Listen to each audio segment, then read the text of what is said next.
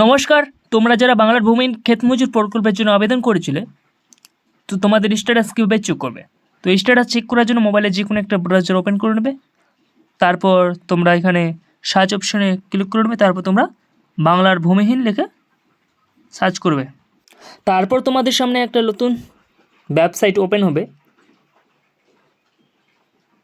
তো তোমরা দেখতে পাচ্ছ এখানে ভূমিহীন ক্ষেত মজুর লেখা রয়েছে। তোমরা এই অপশনে ক্লিক করে নেবে।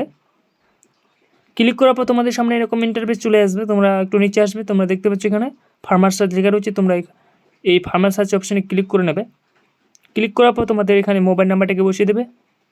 মোবাইল নাম্বারটাকে বসিয়ে দেওয়ার পর তোমরা সার্চ অপশানে ক্লিক করে নেবে। তো সার্চ অপশানে ক্লিক করার পর তো তোমরা দেখতে পাচ্ছ এখানে নো রেকর্ড ফাউন্ড দেখাচ্ছে।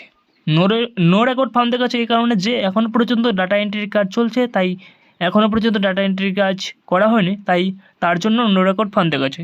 কার নো রেকর্ড ফাউন্ড দেখাচ্ছে অবশ্যই তোমরা কমেন্ট করে জানাবে। তো আজকের এই ভিডিওটি এখান থেকেই ছিল। তো যদি ভিডিওটি ভালো লাগে থাকে অবশ্যই